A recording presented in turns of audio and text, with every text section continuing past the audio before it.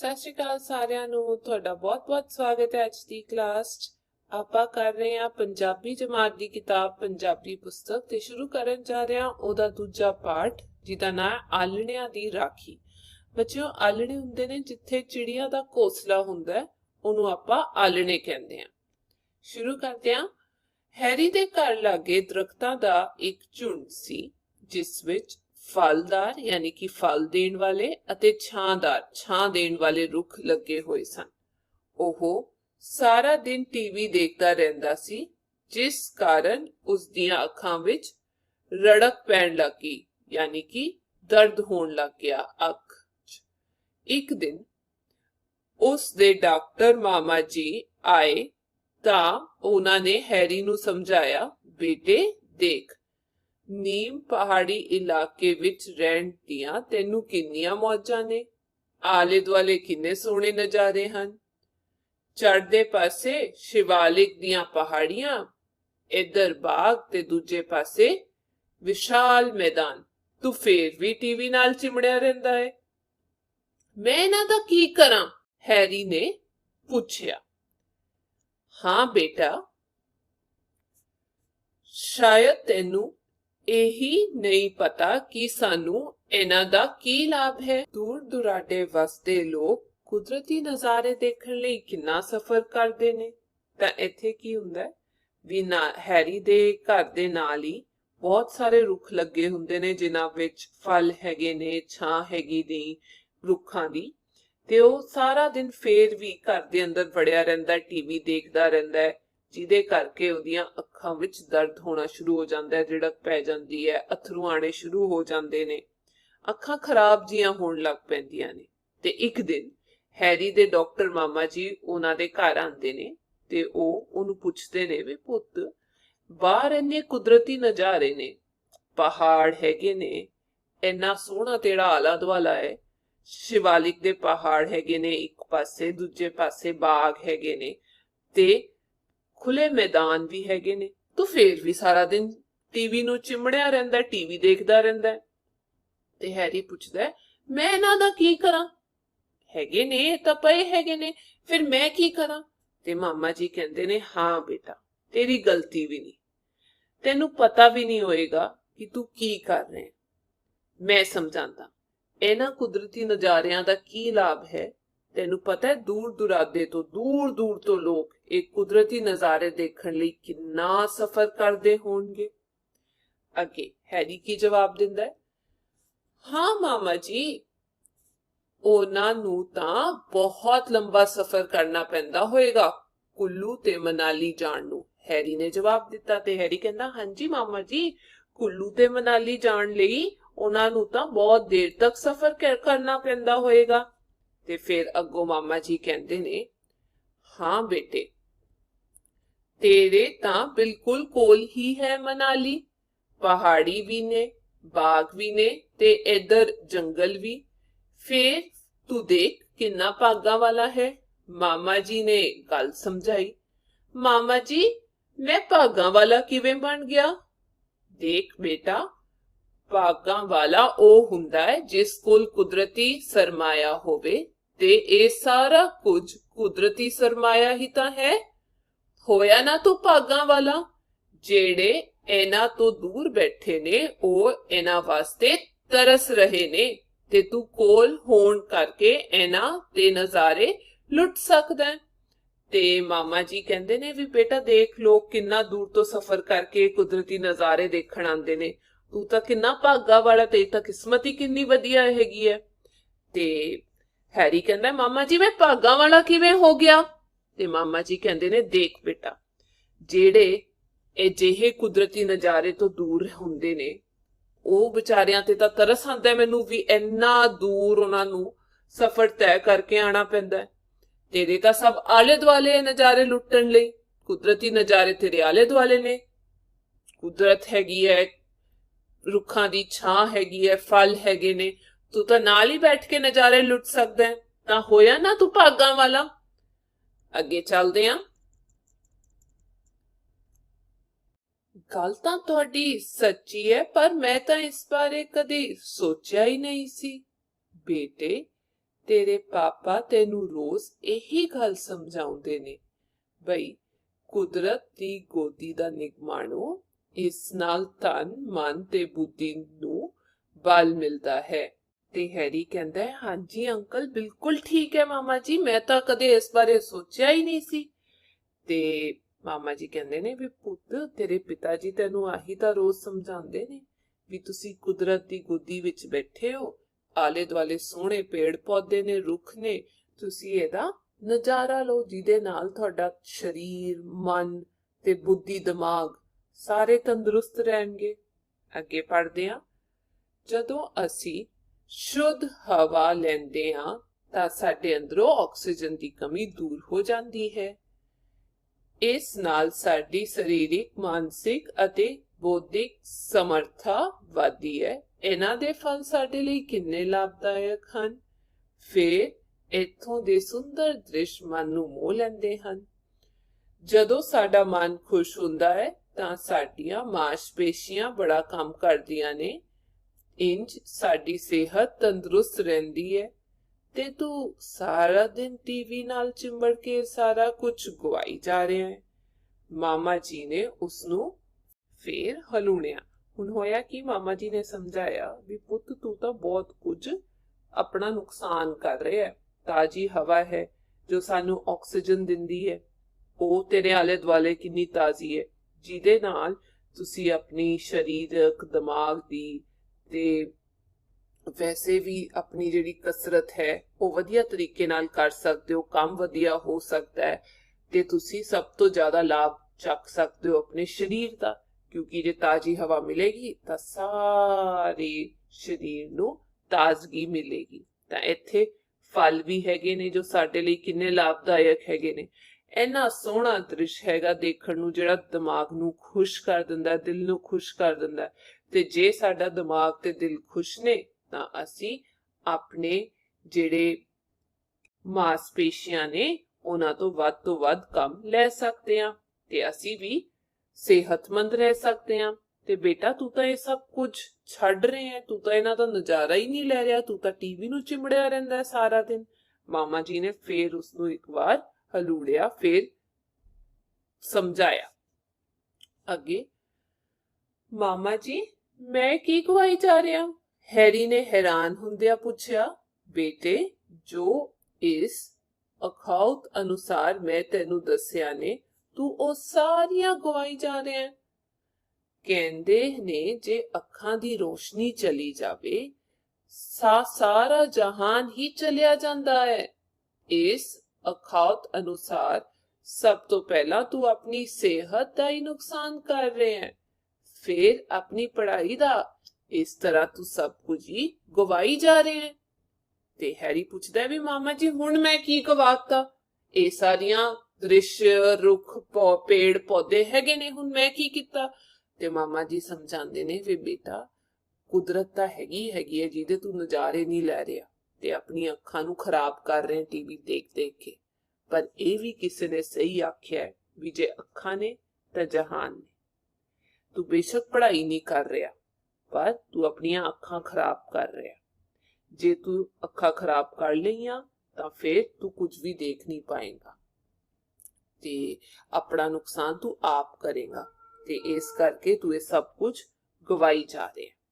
अगे मामा जी इन्नियां गल्लां करके दूसरे कमरे विच हैरी दे पापा जी नाल गल्लां विच मस्त हो गए। हैरी ने मामा जी दियां गल्लां तो प्रभावित होके बाहर बाग विच जाण दा मन बना लिया। उसदे साथी प्रियंका, नैन्सी, सुरखाब, तनु, टब्बू ते प्रिंस भी नाल सन। उन्हां नू बाग विच घूमण नाल बड़ा आनंद मिलिया। किते अंबा नाल लदे बूटे, किते जामुना दी ठंडी छां।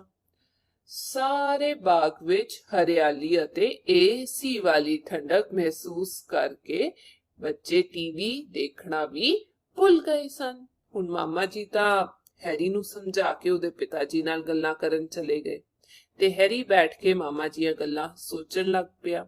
उन्हां ਦੀਆਂ गल्लां तो प्रभावित हो गया। उन्हां ने असर किया हैरी दे दिमाग ते।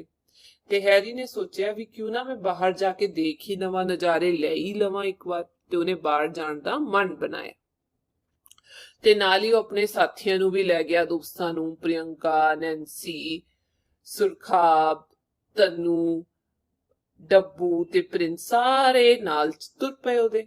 ਤੇ ਉਹਨਾਂ ਨੇ ਬਾਗ ਵਿੱਚ ਜਦ ਘੁੰਮਣਾ ਸ਼ੁਰੂ ਕੀਤਾ ਤਾਂ ਉਹਨਾਂ ਨੂੰ ਬੜਾ ਹੀ ਨਜ਼ਾਰਾ ਆਇਆ, ਮਨ ਬਹੁਤ ਹੀ ਖੁਸ਼ ਹੋਇਆ।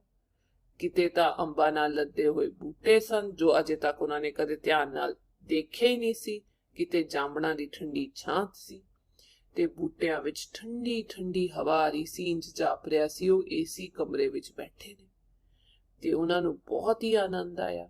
ਤੇ ਜਦੋਂ ਬਾਹਰ ਗਏ ਉਹਨਾਂ ਨੂੰ ਤਾਂ ਟੀਵੀ ਵੀ ਨਹੀਂ ਯਾਦ ਆਇਆ, ਟੀਵੀ ਦੇਖਣਾ ਵੀ ਉਹ ਭੁੱਲ ਗਏ। ਬਾਗ ਵਿੱਚ ਉਹਨਾਂ ਦੇਖਿਆ ਕਿ ਇੱਕ ਕਿਨਾਰੇ ਲੱਗੀ ਜਾਮਣ ਤੇ ਕਈ ਪੰਛੀਆਂ ਨੇ ਆਲਣੇ ਪਾਏ ਹੋਏ ਨੇ। ਪੰਛੀ ਆਪਣੀ ਮਸਤੀ ਵਿੱਚ ਗੀਤ ਗਾ ਰਹੇ ਸਨ। ਜਦੋਂ ਉਹਨਾਂ ਬਾਗ ਵਿੱਚ ਇੰਨੇ ਪੰਛੀ ਘੁੰਮਦੇ ਦੇਖੇ ਤਾਂ ਉਹਨਾਂ ਦੀ ਆਮਦ ਦੀ ਖੁਸ਼ੀ ਵਿੱਚ ਸਾਰੇ ਗੀਤ ਗਾਉਣ ਲੱਗ ਪਏ। ਆਮਦ ਦਾ ਮਤਲਬ ਆਉਣ ਦੀ ਖੁਸ਼ੀ ਵਿੱਚ ਸਾਰੇ ਗੀਤ ਗਾਉਣ ਲੱਗ ਪਏ। ਇੰਜ ਜਾਪ ਰਿਹਾ ਸੀ ਜਿਵੇਂ ਪੰਛੀ ਹੀ ਬੱਚਿਆਂ ਦਾ ਸਵਾਗਤ ਕਰਨ ਲਈ ਗੀਤ ਗਾ ਰਹੇ ਹੋਣ। ਹੈਰੀ ਹੋਰੀ ਵੀ ਉਹਨਾਂ ਦੇ ਗੀਤ ਸੁਣ ਕੇ ਲੁੱਡੀਆਂ ਪਾਉਣ ਲੱਗੇ। ਲੁੱਡੀਆਂ ਪਾਉਣ ਲੱਗੇ ਦਾ ਮਤਲਬ ਨੱਚਣ ਟੱਪਣ ਲੱਗੇ। ਤਰ੍ਹਾਂ ਤਰ੍ਹਾਂ ਦੇ ਖੰਭਾਂ ਵਾਲੇ ਪੰਛੀ ਜਦੋਂ ਉਹਨਾਂ ਕੋਲ ਉਡਾਰੀ ਮਾਰਦੇ ਤਾਂ ਬੱਚਿਆਂ ਦੇ ਮਨਾਂ ਵਿੱਚ ਵੀ ਉਹਨਾਂ ਵਾਂਗ ਉਡਾਰੀਆਂ ਮਾਰਨ ਦਾ ਜੀ ਕਰਦਾ। ਉਹ ਸਾਰਾ ਦਿਨ ਉੱਥੇ ਹੀ ਘੁੰਮਦੇ ਰਹੇ।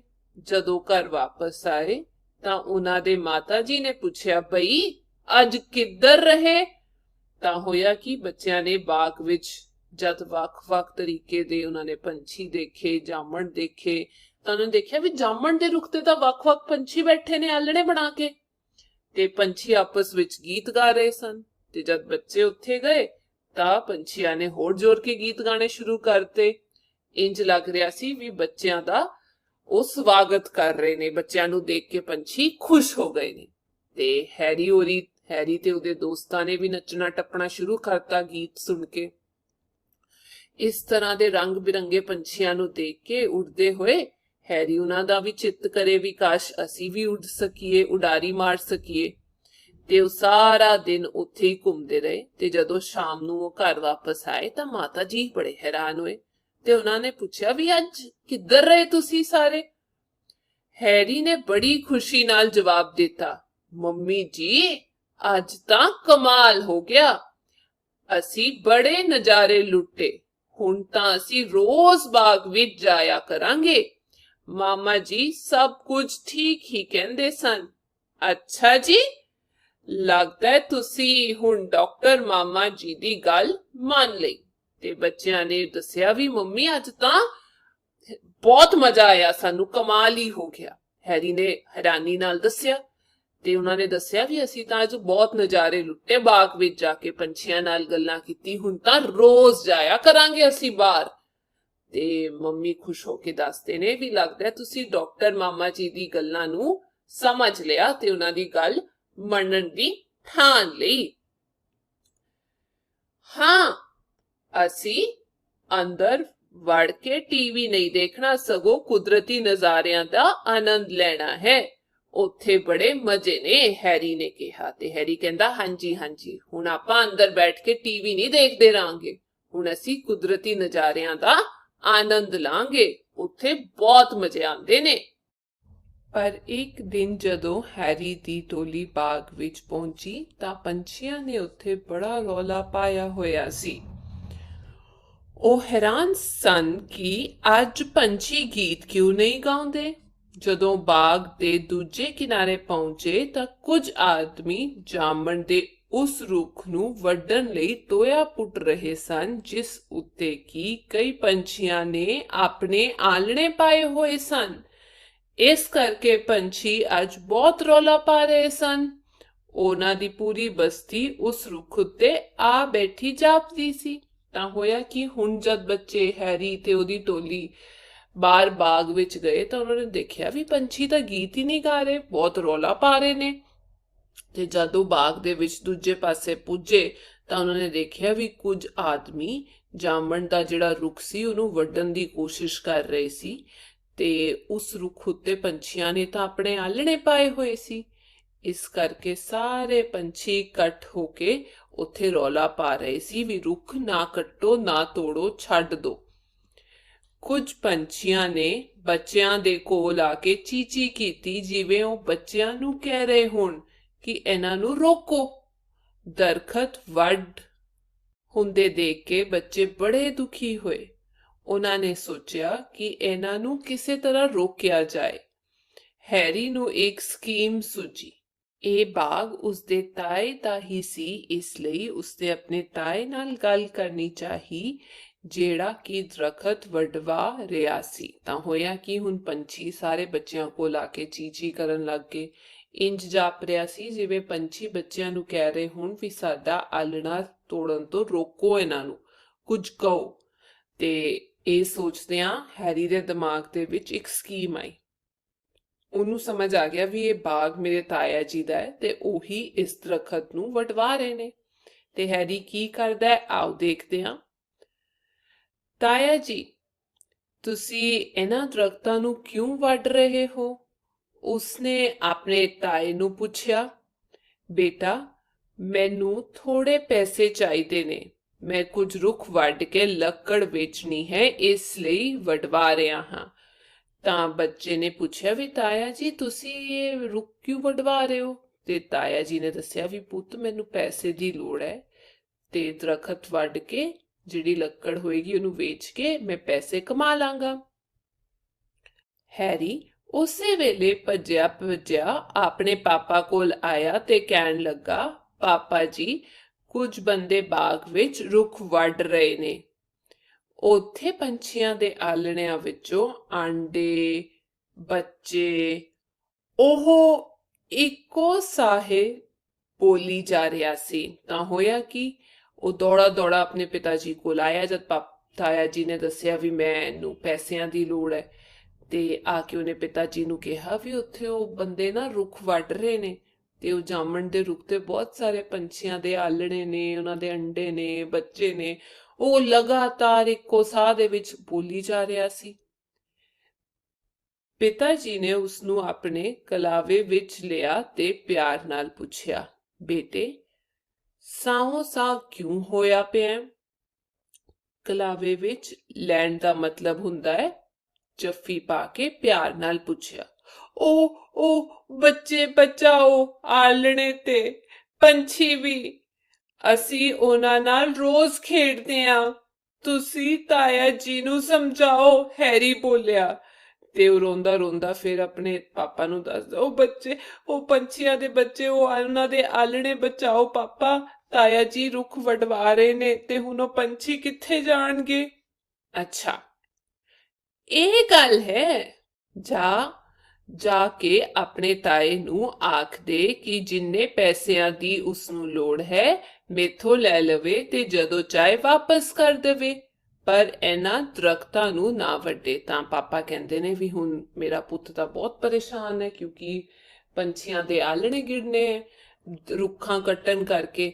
ਤਾਂ ਉਹ ਕਹਿੰਦੇ ਨੇ ਵੀ ਜਾ ਪੁੱਤ, ਜਾ ਤੂੰ ਆਪਣੇ ਤਾਏ ਜੀ ਨੂੰ ਕਹਿ ਦੇ ਵੀ ਉਹਨਾਂ ਨੂੰ ਜਿੰਨੇ ਵੀ ਪੈਸੇ ਦੀ ਲੋੜ ਹੈ ਉਹ ਮੇਰੇ ਤੋਂ ਲੈ ਲੈਣ, ਜਦ ਚਾਹੇ ਵਾਪਸ ਕਰ ਦੇਣ, ਪਰ ਦਰਖਤ ਨਾ ਵੱਢਣ। ਬੱਚਿਆਂ ਦਾ ਰੌਲਾ ਸੁਣ ਕੇ ਟੋਇਆ ਪੁੱਟਣ ਵਾਲੇ ਸਾਰੇ ਜਣੇ ਰੁਕ ਗਏ। ਤਾਇਆ ਜੀ ਨੇ ਪੁੱਛਿਆ, ਹਾਂ ਬਈ, ਕੀ ਹੋ ਗਿਆ? ਹੈਰੀ ਨੇ ਅੱਗੇ ਹੋ ਕੇ ਆਪਣੇ ਤਾਏ ਦੀ ਬਾਂਹ ਫੜ ਲਈ ਤੇ ਕਿਹਾ, ਤਾਇਆ ਜੀ ਚਲੋ, ਜਿੰਨੇ ਪੈਸੇ ਤੁਹਾਨੂੰ ਚਾਹੀਦੇ ਹਨ ਮੇਰੇ ਪਾਪਾ ਜੀ ਕੋਲੋਂ ਲੈ ਲਵੋ ਤੇ ਉਹਨਾਂ ਨੂੰ ਨਾ ਵੱਢੋ, ਪਾਪਾ ਜੀ ਤੁਹਾਨੂੰ ਉਡੀਕ ਰਹੇ ਹਨ। ਤੇ ਬੱਚਿਆਂ ਦਾ ਰੌਲਾ ਸੁਣ ਕੇ ਉਹ ਜਿਹੜਾ ਟੋਆ ਪੱਟਣ ਵਾਲੇ ਸੀ ਉਹ ਰੁਕ ਗਏ ਵੀ ਪਤਾ ਨਹੀਂ ਕੀ ਹੋ ਗਿਆ। ਤੇ ਤਾਇਆ ਜੀ ਨੇ ਪੁੱਛਿਆ ਵੀ ਹਾਂ ਬਈ, ਕਿਉਂ ਰੌਲਾ ਪਾਇਆ, ਕੀ ਹੋ ਗਿਆ, ਕੰਮ ਕਰ ਲੈਣ ਦੋ ਇਹਨਾਂ ਨੂੰ। ਤਾਂ ਹੈਰੀ ਨੇ ਜਾ ਕੇ ਆਪਣੇ ਤਾਇਆ ਜੀ ਦੀ ਬਾਂਹ ਫੜ ਲਈ ਤੇ ਉਹਨਾਂ ਨੂੰ ਕਿਹਾ ਵੀ ਤਾਇਆ ਜੀ, ਆ ਰੁੱਖ ਨਾ ਵੱਢੋ, ਪਾਪਾ ਤੁਹਾਡੀ ਉਡੀਕ ਕਰ ਰਹੇ ਨੇ, ਤੁਹਾਨੂੰ ਜਿੰਨੇ ਪੈਸੇ ਚਾਹੀਦੇ ਨੇ ਉਹਨਾਂ ਕੋਲੋਂ ਲੈ ਲਵੋ। ਚਲੋ ਬਈ ਠੀਕ ਹੈ, ਆਪਾਂ ਨੂੰ ਤਾਂ ਪੈਸੇ ਹੀ ਚਾਹੀਦੇ ਨੇ, ਇਹ ਕੰਮ ਫੇਰ ਕਦੇ ਸਹੀ। ਜਾਓ ਬਈ ਮੁੰਡਿਓ, ਆਪਾਂ ਅਜੇ ਨਹੀਂ ਹੁਣ ਇਹ ਰੁੱਖ ਵੱਢਣੇ। ਹੁਣ ਤਾਇਆ ਜੀ ਕਹਿੰਦੇ ਨੇ ਵੀ ਚਲੋ ਪੈਸੇ ਹੀ ਚਾਹੀਦੇ ਸੀ ਮੈਨੂੰ, ਉਹ ਤਾਂ ਮਿਲ ਗਏ, ਹੁਣ ਆਪਾਂ ਇਹ ਕੰਮ ਇੱਥੇ ਹੀ ਰੋਕ ਦਿੰਦੇ ਨੇ ਤੇ ਜਿਹੜੇ ਮੁੰਡੇ ਰੁੱਖ ਵੱਢਣ ਆਏ ਸੀ ਉਹਨਾਂ ਨੂੰ ਕਹਿੰਦੇ ਨੇ ਵੀ ਜਾਓ ਵੀ ਮੁੰਡਿਓ, ਫੇਰ ਕਦੇ ਸਹੀ, ਫੇਰ ਬੁਲਾਵਾਂਗਾ ਜੇ ਕੰਮ ਹੋਏਗਾ। ਇਹ ਸ਼ਬਦ ਸੁਣ ਕੇ ਸਾਰੇ ਬੱਚਿਆਂ ਨੇ ਤਾੜੀਆਂ ਵਜਾਈਆਂ ਤੇ ਖੂਬ ਲੁੱਡੀਆਂ ਪਾਈਆਂ। ਕਈਆਂ ਤੇ ਕੁਹਾੜੀਆਂ ਲਈ ਵਾਪਸ ਜਾਂਦੇ ਆਦਮੀਆਂ ਨੂੰ ਦੇਖ ਕੇ ਪੰਛੀ ਵੀ ਸਮਝ ਗਏ ਸਨ ਕਿ ਇਹ ਰੁੱਖ ਹੁਣ ਨਹੀਂ ਵੱਢ ਹੋਣਗੇ। ਉਹ ਵੀ ਖੁਸ਼ੀ ਨਾਲ ਗੀਤ ਗਾਉਂਦੇ ਹੋਏ ਜਾਣੋ ਬੱਚਿਆਂ ਦਾ ਧੰਨਵਾਦ ਕਰਨ ਲੱਗੇ। ਤਾਂ ਹੋਇਆ ਕਿ ਸਾਰੇ ਆਦਮੀ ਰੁਕੇ ਆਪਣਾ ਕੰਮ ਕਰਨ ਤੋਂ ਤੇ ਬੱਚੇ ਵੀ ਖੂਬ ਖੁਸ਼ ਹੋਏ। ਉਹਨਾਂ ਨੇ ਜ਼ੋਰ ਸ਼ੋਰ ਨਾਲ ਇਸ ਚੀਜ਼ ਨੂੰ ਮਨਾਇਆ ਵੀ ਸਾਡੀ ਜਿੱਤ ਹੋ ਗਈ। ਤੇ ਕਈਆਂ ਤੇ ਜਿਹੜਾ ਸਮਾਨ ਸੀ ਉਹ ਲੈ ਕੇ ਜਾਂਦੇ ਹੋਏ ਆਦਮੀਆਂ ਨੂੰ ਦੇਖ ਕੇ ਪੰਛੀ ਵੀ ਸਮਝ ਗਏ ਵੀ ਹੁਣ ਸਾਡਾ ਆਲਣਾ ਬਚ ਜਾਏਗਾ ਤੇ ਬੱਚਿਆਂ ਨੇ ਸਾਡੇ ਆਲਣੇ ਬਚਾ ਲਏ। ਤੇ ਉਸ ਤੋਂ ਬਾਅਦ ਉਹ ਵੀ ਖੁਸ਼ੀ ਵਿੱਚ ਗੀਤ ਗਾ ਰਹੇ ਸਨ, ਇੰਜ ਜਾਪਦਾ ਸੀ ਜਿਵੇਂ ਉਹ ਬੱਚਿਆਂ ਦਾ ਧੰਨਵਾਦ ਕਰ ਰਹੇ ਸਨ। ਠੀਕ ਹੈ, ਤਾਂ ਸਭ ਤੋਂ ਪਹਿਲੀ ਗੱਲ ਜਿਹੜੀ ਆਪਾਂ ਸਿੱਖੀ, ਜ਼ਿਆਦਾ ਟੀਵੀ ਵੀ ਨਹੀਂ ਦੇਖਣਾ ਚਾਹੀਦਾ, ਸਮਾਂ ਨਹੀਂ ਬਰਬਾਦ ਕਰਨਾ ਚਾਹੀਦਾ। ਤੇ ਦੂਜੀ ਗੱਲ, ਸਾਨੂੰ ਕੁਦਰਤ ਦੇ ਨਜ਼ਾਰੇ ਲੈਣੇ ਚਾਹੀਦੇ ਨੇ, ਪਰ ਇਹ ਧਿਆਨ ਰੱਖਣਾ ਚਾਹੀਦਾ ਵੀ ਅਸੀਂ ਕਿਸੇ ਦਾ ਆਲਣਾ ਘਰ ਨਾ ਤੋੜੀਏ ਆਪਣੇ ਮਤਲਬ ਲਈ। ਅੱਗੇ ਚੱਲਦੇ ਹਾਂ। ਔਖੇ ਸ਼ਬਦਾਂ ਦੇ ਅਰਥ। ਵਿਸ਼ਾਲ, ਵੱਡੇ, ਖੁੱਲੇ, ਨਜ਼ਾਰੇ, ਦ੍ਰਿਸ਼ ਜਾਂ ਆਨੰਦ। ਸਕੀਮ, ਜੁਗਤ, ਉਪਾਅ ਜਾਂ ਵਿਉਂਤ। ਆਮਦ, ਆਉਣ ਦਾ ਭਾਵ ਆ ਜਾਣਾ। ਲੁੱਡੀਆਂ ਪਾਉਣਾ, ਇਹਦਾ ਮਤਲਬ ਹੁੰਦਾ ਹੈ ਖੁਸ਼ੀ ਮਨਾਉਣਾ ਜਾਂ ਖੁਸ਼ੀਆਂ ਮਨਾਉਣਾ ਜਾਂ ਖੁਸ਼ੀ ਵਿੱਚ ਨੱਚਣਾ ਟੱਪਣਾ। ਪਾਠ ਅਭਿਆਸ। ਪਹਿਲਾ, ਖਾਲੀ ਸਥਾਨ ਭਰੋ। ਹੈਰੀ ਦੇ ਘਰ ਦੇ ਲਾਗੇ ਦਰਖਤਾਂ ਦਾ ਇੱਕ ਝੁੰਡ ਸੀ। ਦੂਜਾ, ਕੁਦਰਤ ਦੀ ਗੋਦੀ ਦਾ ਨਿੱਘ ਮਾਣੋ। ਤੀਜਾ, ਜਾਮਣ ਤੇ ਕਈ ਪੰਛੀਆਂ ਨੇ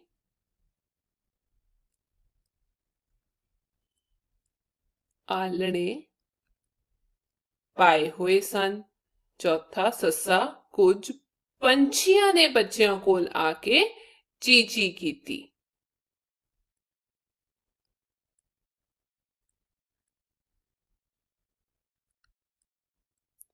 ਹਾਹਾ, ਮੈਂ ਕੁਝ ਰੁੱਖ ਵੱਢ ਕੇ ਲੱਕੜ ਵੇਚਣੀ ਹੈ। ਇਹ ਤਾਇਆ ਜੀ ਨੇ ਕਿਹਾ ਸੀ ਹੈਰੀ ਨੂੰ।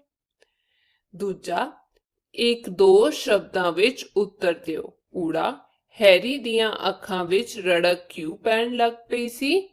ਕਿਉਂਕਿ ਉਹ ਟੀਵੀ ਬਹੁਤ ਦੇਖਦਾ ਸੀ।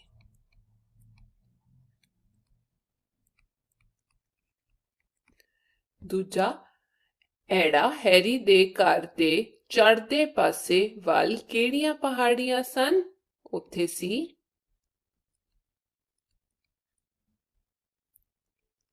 ਸ਼ਿਵਾਲਿਕ ਦੀਆਂ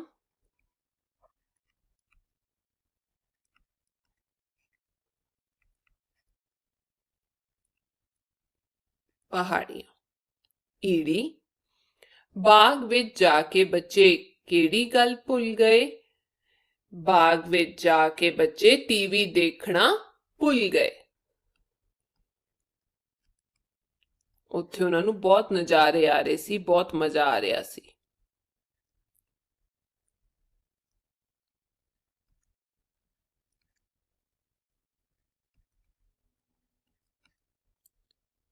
ਸੱਸਾ, ਹੈਰੀ ਦੇ ਮਾਮਾ ਜੀ ਕੀ ਕੰਮ ਕਰਦੇ ਸਨ? ਹੈਰੀ ਦੇ ਮਾਮਾ ਜੀ ਡਾਕਟਰ ਸਨ।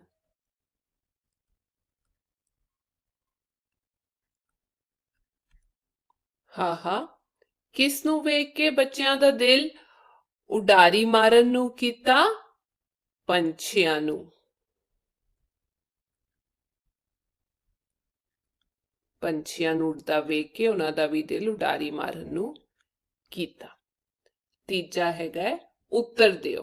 ऊड़ा, इस कहानी अनुसार भागा वाला कौन हुंदा है? जिस दे घर दे कोल पहाड़, बाग अते जंगल होण, ਉਹ ਭਾਗਾ ਵਾਲਾ ਹੁੰਦਾ ਹੈ, ਕੁਦਰਤ ਹੋਏ। ਇੱਥੇ ਲਿਖ ਦਿੰਦੇ ਆ ਪਹਿਲਾ, ਜਿਸ ਦੇ ਘਰ ਦੇ ਕੋਲ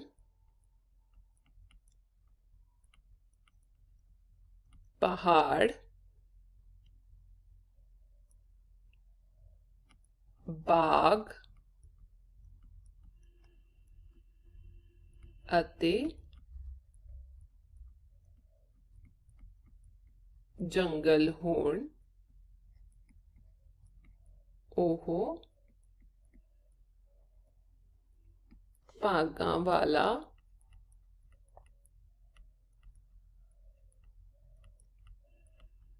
ਹੁੰਦਾ ਹੈ। ਦੂਜਾ ਪ੍ਰਸ਼ਨ ਐੜਾ, ਕੁਦਰਤ ਦੇ ਨੇੜੇ ਰਹਿਣ ਨਾਲ ਕਿਸ ਨੂੰ ਬਲ ਮਿਲਦਾ ਹੈ? ਆਪਾਂ ਲਿਖ ਸਕਦੇ ਹਾਂ ਕੁਦਰਤ ਦੇ ਨੇੜੇ ਰਹਿਣ ਨਾਲ ਤਨ, ਮਨ ਅਤੇ ਬੁੱਧੀ ਨੂੰ ਬਲ ਮਿਲਦਾ ਹੈ।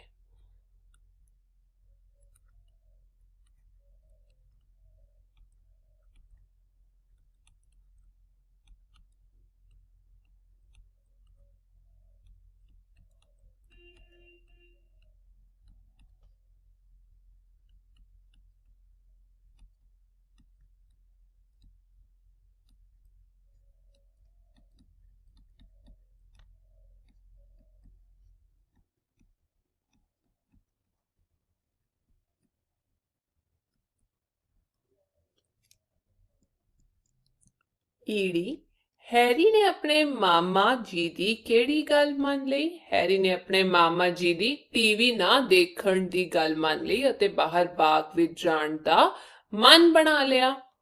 ਇੱਥੇ ਲਿਖ ਦਿੰਦੇ ਆ ਇਹਦਾ ਉੱਤਰ।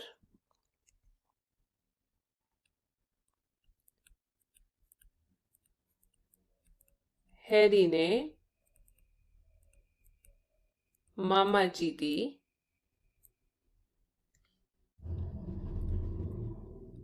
टीवी ना देखण दी गल मन लई अते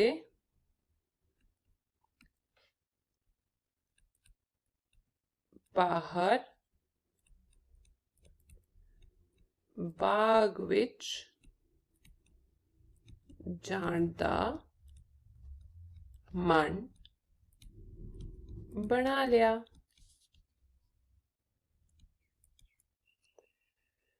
आगे है सस्सा, बच्चे क्यों दुखी हुए?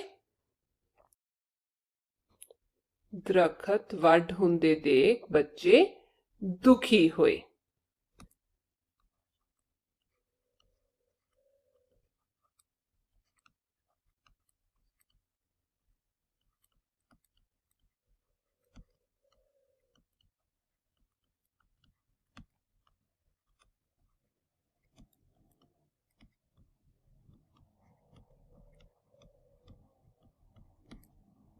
हाँ, हैरी ने आलणियां दी राखी किवें कीती?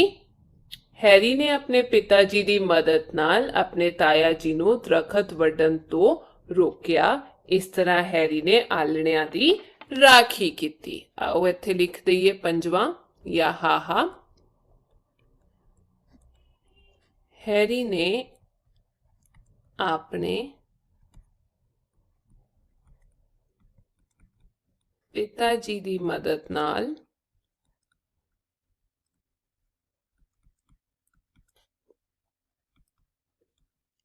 अपने ताया जी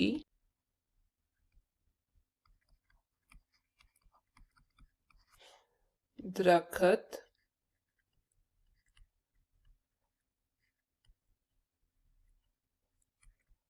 वड्डण तो रोकिया।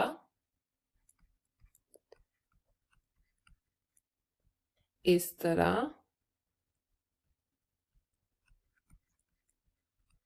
हैरी ने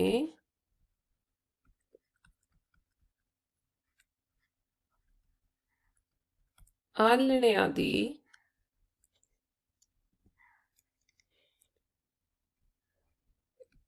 ਰਾਖੀ ਕੀਤੀ। ठीक है बच्चों, अगे है चौथा प्रश्न। हेठ लिखे पंजाबी शब्दां नू हिंदी विच लिखो। पहला है आलना, जिन्हों आपां हिंदी च लिख सकते हैं घोंसला। दूजा है नज़ारे, हिंदी विच आ जाएगा दृश्य। जंगल, जंगल ही लिखते हैं। पंछी, पक्षी। पुटना, खोदना। कुहाड़ी,